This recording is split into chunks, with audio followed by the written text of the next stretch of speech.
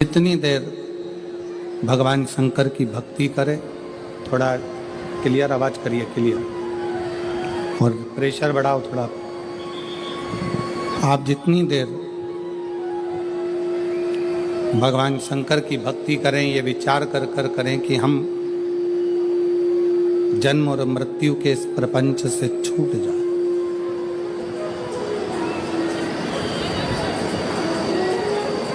तिरासी लाख 99,999 योनियां काटने के बाद ये मानव की देह मिलती है।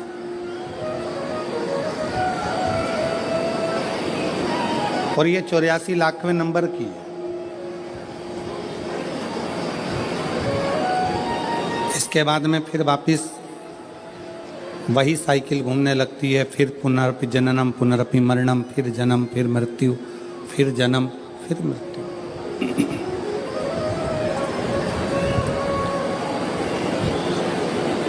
और कितनी बार जन्म लेंगे, कितनी बार हम मृत्यु लोक में, कितनी बार हम मृत्यु लोक में जन्म लेंगे, कितनी बार हम मरेंगे, फिर जन्म लेंगे, फिर मरेंगे, कितनी बार।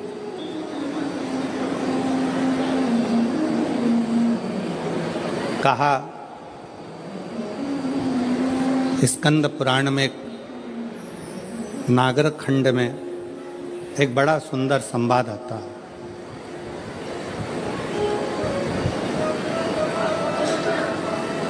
कात्यायन ऋषि का।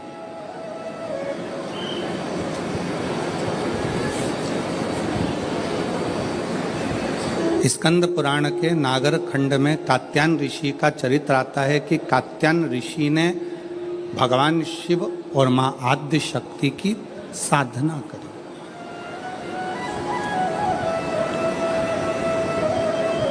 पूछा कि यह साधना करने का कारण क्या है, क्यों कर रहे हैं, किस लिए। आप यदि कथा में जा रहे हो तो लोग आपसे पूछेंगे क्यों जा रहे हो, किस लिए, वहां क्यों जाना, किस लिए जाना, किस कारण। आप दवाई खा रहे हो तो लोग पूछेंगे दवाई किस लिए खा रहे हो, क्यों खा रहे हो, क्या कारण है, क्यों खाई है, किस लिए।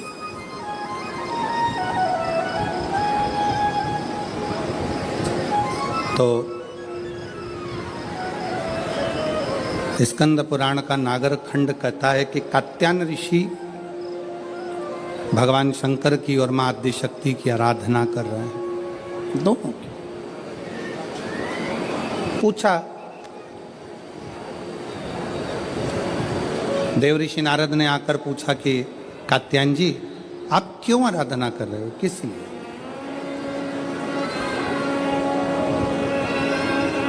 तुम्हारे आराधना करने का कारण क्या है, तुम्हारे भजन करने का कारण क्या है, तुम्हारे स्मरण करने का कारण क्या है, तुम्हारी भक्ति करने का कारण क्या है, तुम्हारा नाम जाप करने का कारण क्या है, तुम्हारा भगवत नाम लेने का कारण क्या है, किस कारण से कर।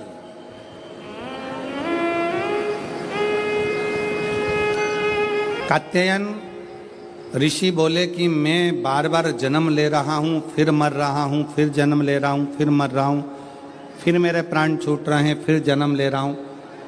ऐसा करते करते मेरे ना जाने कितने कितने जन्म निकल गए, पर मेरी गति नहीं हो पाई।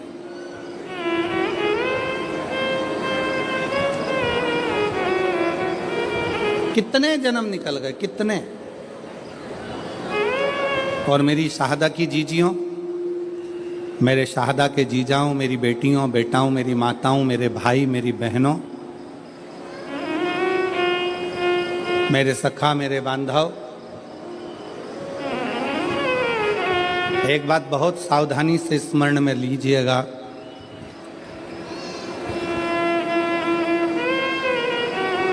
अगर आपके दिल में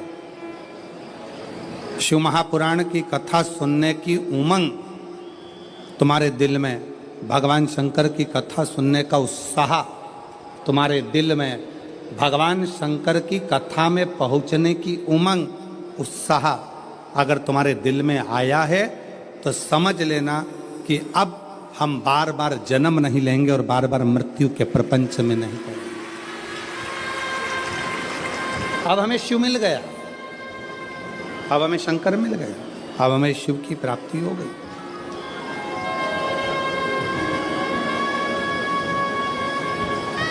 प्यार किसको कहते हैं, प्रेम किसको कहते हैं?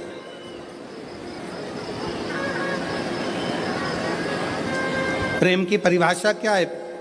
प्रेम किसको कहते हैं कि जिससे मिलने के लिए उत्साह बढ़ता जा, उमंग बढ़ती जा, दिल में तमन्ना, उत्साह, उमंग बढ़ती चली जा रही है।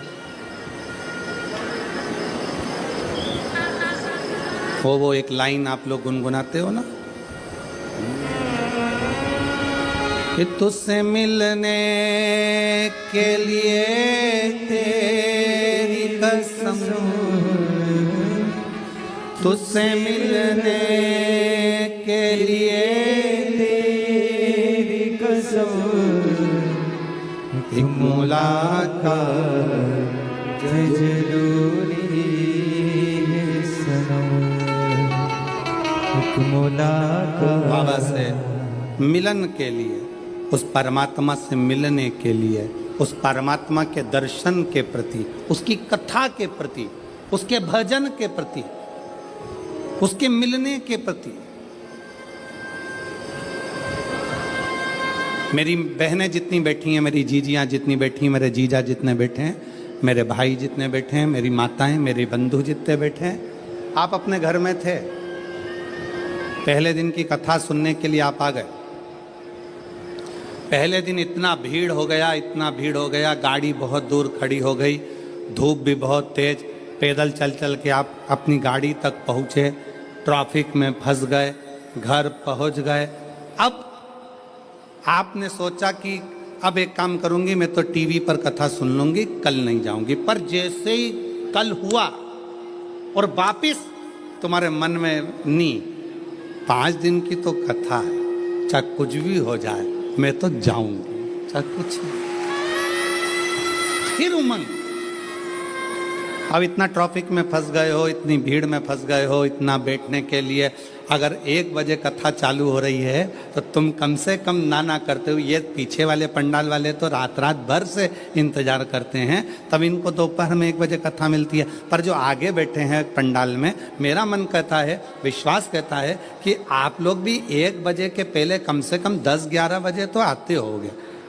गलत, 11 बजे 10 बजे तो पहुंचते होगे कि हमको जाना है, आगे बैठना है, जाना है, आगे बैठना है। अब तुम अगर सोचते कि हमने एक दिन की कथा सुन ली, बाकी के दिन टीवी पे सुनेंगे, अगर घर पर पहुंचने के बाद दूसरे दिन की फिर ललकता जाग जाए, दूसरे फिर दिन की फिर तमन्ना जाग जाए, तो समझ लेना कि शंकर से स्नेह बढ़ गया है, पिता से प्रेम बढ़ गया है और पिता से मिलने की ललकता बढ़ गई, पिता के प्रति जागरूकता बढ़ा,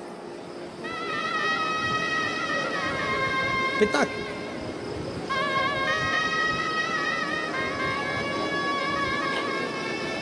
उससे मिलन की आस बढ़ गई, उससे मिलन की।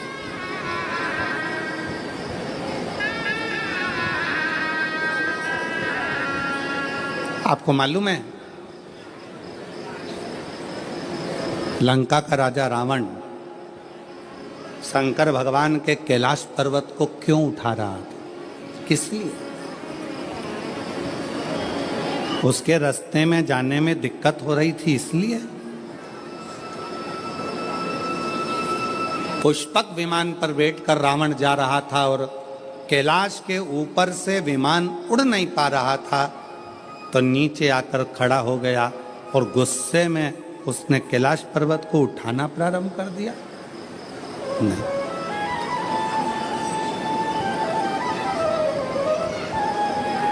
क्यों उठाना?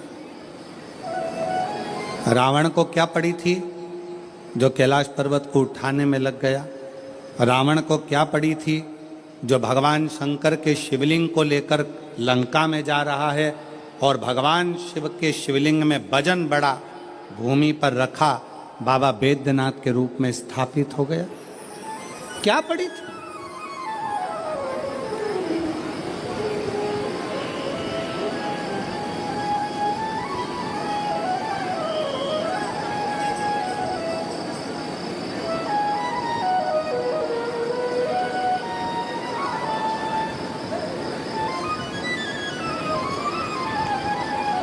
आक्रांताओं ने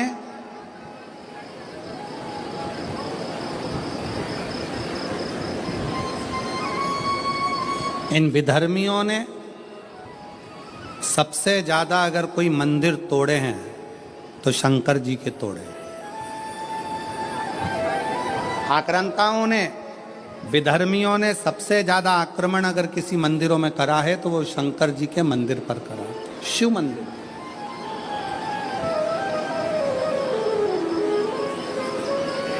कभी विचार करिएगा,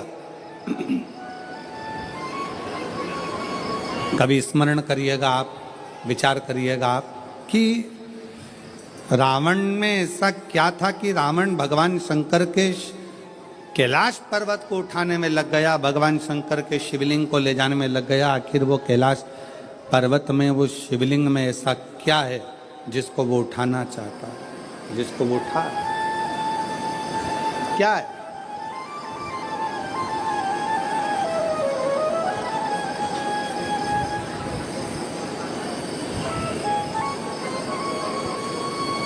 शिव महापुराण की कथा कहती है, रावण ने अपने भाई कुबेर को सताकर कुबेर के सिंहासन को छुड़ा लिया। रावण ने अपने भाई कुबेर को सताकर उसका पुष्पक विमान भी ले लिया, पर रावण कुबेर का सिंहासन उठाकर ले गया। रावण कुबेर का पुष्पक विमान लेकर चले गया, पर रावण कुबेर के सिंहासन पर बैठ नहीं पाया। रावण कुबेर के सिंहासन पर, कुबेर की गादी पर बैठ नहीं सका, बैठ नहीं पाया।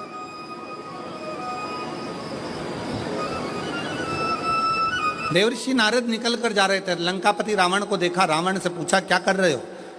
रावण कहने लगे कि मेरे को एक बात समझ में नहीं आती कि मैंने सारे इंद्र के सिंहासन को अपना बना लिया, देवताओं के सिंहासन को अपना बना लिया, सारे ग्रहों को अपने अनुकूल कर लिया, पर एक बात समझ में नहीं आती कि ये कुबेर का जो राज्य है, कुबेर का जो सिंहासन है, कुबेर का जो राज्य है, कुबेर का जो सिंहासन है, कुबेर का जो पद है, कुबेर की जो प्रतिष्ठा है, कुबेर का जो वैभव है, कुबेर का जो धन है, रावण कहता है ये मुझे कैसे प्राप्त हो, उसको मैं पाऊं कैसे, वो मुझे मिले कैसे, वो मुझे प्राप्त। देवऋषि नारद ने कहा, देवऋषि नारद बोले कि रावण, क्या तुमको मालूम है कि कुबेर की सत्ता, वैभव, लक्ष्मी, धन, संपदा कहाँ पर है? रावण ने पूछा, आप बताओ नारद जी की वो सत्ता, वो वैभव, वो पद, वो प्रतिष्ठा पर्वत है जिस पर्वत पर भगवान शंकर विराजमान होते हैं, उस पर्वत के ठीक नीचे कुबेर का पद, कुबेर की प्रतिष्ठा, कुबेर का वैभव, कुबेर की लक्ष्मी, कुबेर का धन, सब कैलाश पर्वत के नीचे।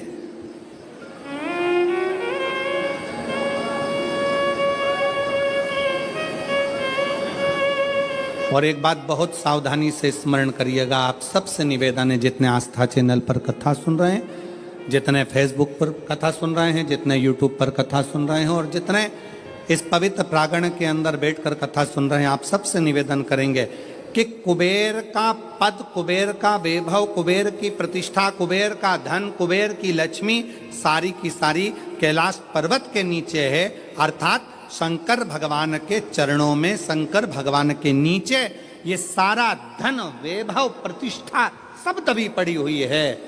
इसलिए लंका का राजा रावण मालूम पड़ने पर कैलाश पर्वत को उठाने लगा कि इसके नीचे से मैं लक्ष्मी को, वैभव को, धन को छुड़ा लूंगा, खींच लूंगा।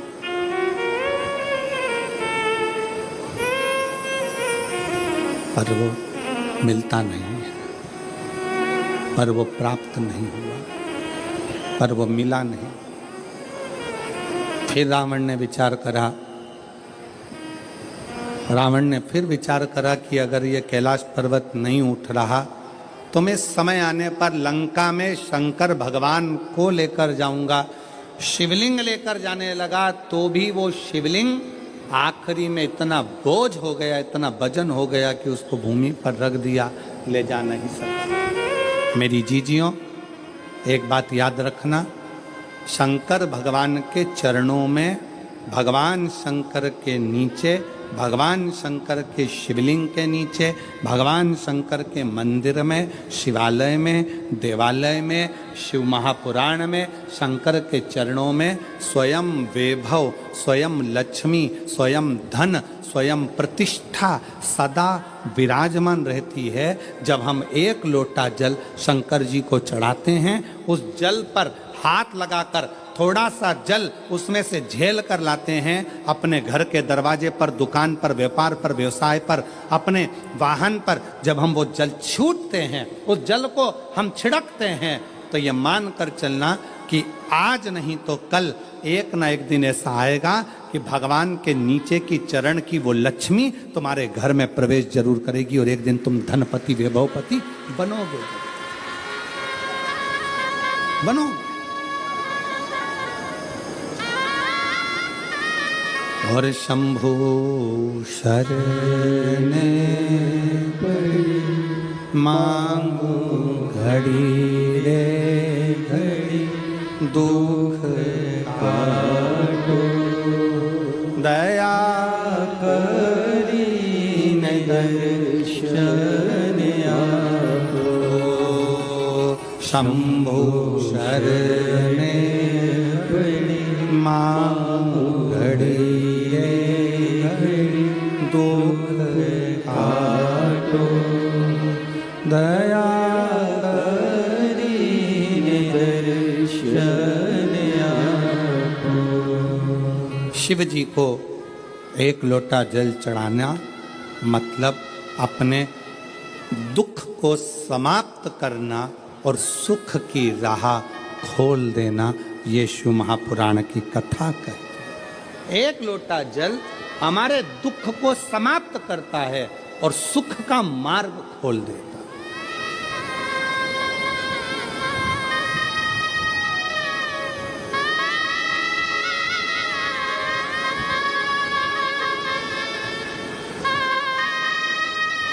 जितने लोग यहाँ आज लगभग 5 लाख से ऊपर शिव भक्त यहाँ पर बैठे हुए हैं। पंडालों की कैपेसिटी से ज़्यादा भरे पड़े, जितने अंदर उससे ज़्यादा बाहर अपना अपना चादर छाता लगा लगा कर लोग बैठे हुए हैं। कुछ गाड़ी के अंदर बैठकर कोई कहीं, कोई पेड़ों की छाँव में, कोई बिल्डिंगों की छाँव में, जहाँ तहाँ लोग बैठे हुए।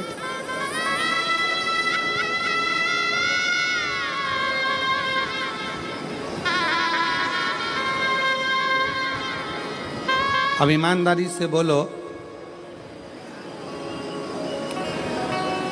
अगर मेरा बाबा तुमको कुछ नहीं देता तो तुम इतने लाखों की संख्या में शहादा आते क्या?